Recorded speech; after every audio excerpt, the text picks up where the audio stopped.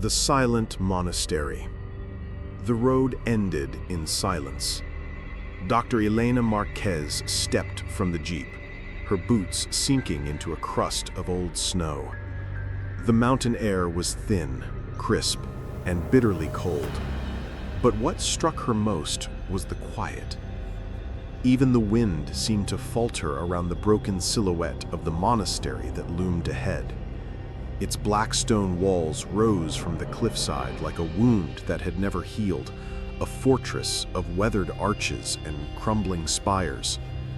The driver who had brought her this far lingered, his cap pulled low. "Señora," he muttered, refusing to look at the monastery. "You shouldn't stay here overnight." "I'll be fine," Elena replied, hefting her pack. She was already impatient with the folklore she'd heard in the village below. Tales of monks who sang without tongues, of nights when the stones themselves spoke. She had spent years dismantling superstition with data. The monastery was a relic, nothing more, perched above layers of granite that made a perfect natural amplifier. Still, the driver pressed. "They say the stones, they sing. People who hear them too long, they change. They forget who they are." Elena adjusted her glasses and gave a thin smile. "That's why I'm here, to find the natural explanation. Thank you for the ride." He crossed himself and drove off without another word, leaving her alone with the ruins. Arrival. Inside the monastery's gate, the snow lay untouched, a white shroud draped across cracked flagstones. The main hall stretched into shadow, its roof half collapsed, icicles hanging like fangs from the arches. Elena paused, listening. Nothing. Just the crunch of her boots and the faint click of her equipment case. She set up camp in a former chapel, its altar still standing beneath stained glass windows dulled by centuries of frost. Her instruments hummed to life, a seismograph, a digital audio recorder, a laptop wired with sensors to detect low-frequency sound.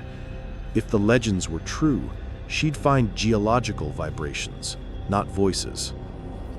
Elena Marquez, Day 1. Monastery is structurally unstable, but intact. Local superstition suggests auditory hallucinations tied to the site. Hypothesis: wind resonance through stone cavities amplified by surrounding cliffs. Expect measurable subsonic frequencies. Her voice echoed faintly through the chapel. It sounded smaller than usual. 2. The first night. The temperature dropped quickly after sunset. Elena wrapped herself in blankets, her breath misting in the glow of her lantern. She checked the seismograph. The needle jittered faintly, too rhythmic to be seismic. She leaned in. Badum, badum, badum. Not seismic activity, not wind, more like chanting, faint and steady, a monk's cadence, repeated too evenly to be natural. Her rational mind leapt to explanations: underground water flow, harmonic resonance, equipment error. She tapped the casing. The rhythm continued. She shut the laptop and lay back. The stones creaked around her. Sleep came fitfully, full of jagged images, hooded figures bowing in unison, their faces blurred as if smeared by unseen hands. Behind them loomed something larger, shapeless yet oppressive, its many eyes blinking from the mountain itself. When she woke, the seismograph still pulsed. 3. Voices in the stone. The next day, Elena searched the library ruins, brushing snow from scattered pages. Most had rotted away, but one leather-bound volume survived, brittle and half-burnt. She handled it carefully. The script was Latin, her second language. Fragments of translated passages chilled her more than the wind. We built the walls to contain the voice. The mountain is not stone, but flesh older than God. We kneel not to pray, but to keep it asleep. Elena Marquez, Day 2. Recovered Monastery Journal. Writings indicate mass delusion among monks, belief that the mountain itself was sentient, possible case study in religious hysteria. Her voice shook despite her attempt at detachment. That night, she set a small microphone near her bedroll, programmed to record as she slept. She dreamed again. This time she stood in the monastery courtyard, but the sky above was black, starless, oppressive. The hooded monks turned their faceless heads toward her. Their chanting deepened, a vibration she felt in her bones. She raised her hands to her ears, yet the sound was inside her skull. "Elena," they whispered. "Welcome back." She woke, gasping. The recorder's light blinked. Hands trembling, she played it back. The first few minutes were soft breathing, the occasional shift of fabric. Then, her own voice murmuring in a guttural rhythm, words she didn't know, spoken fluently. Ururum nax ilith. Korundara.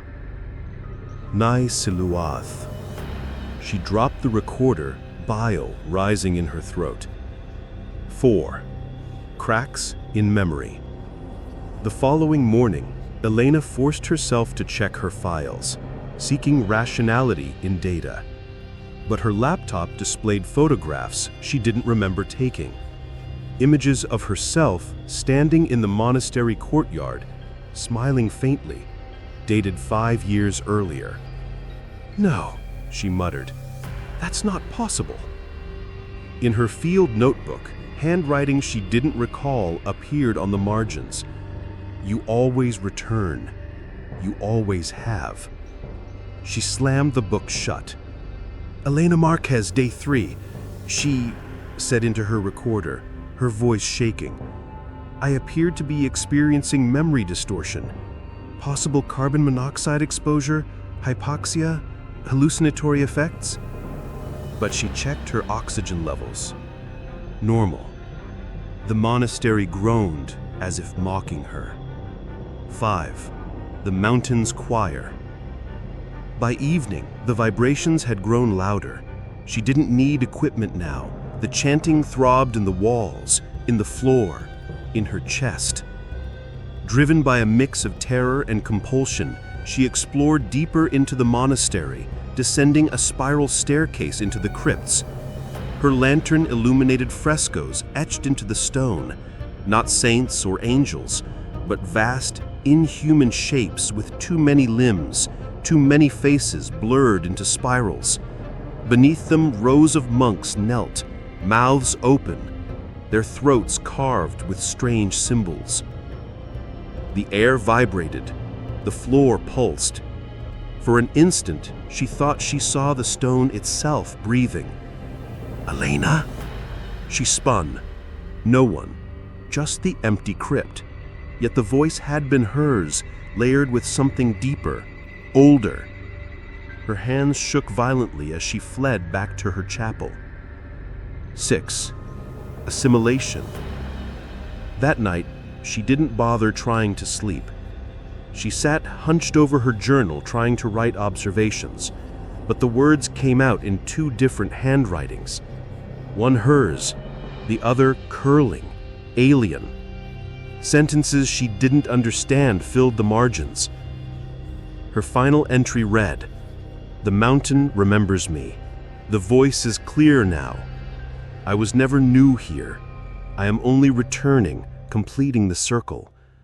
When I speak, it speaks. When I sleep, it dreams. I am its echo, and it is mine." Her pen slipped from her fingers. Her lips moved without command. The chant rose around her, through her, until she was not Elena, not human, not separate.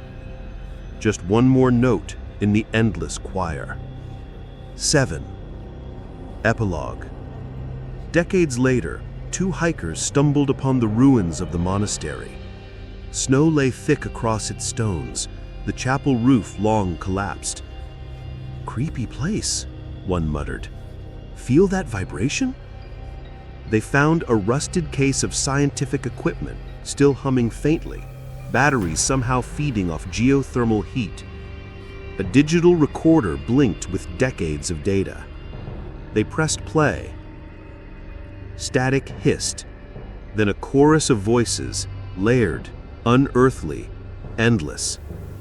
And leading them all was clear as if she were standing beside them, was a woman's voice, calm, certain, and eternal. Elena Marquez. The hikers turned off the recorder, but the chanting did not stop. It pulsed through the stones, through their bones, through the mountain itself. They fled before nightfall. The monastery remained, and so did the choir.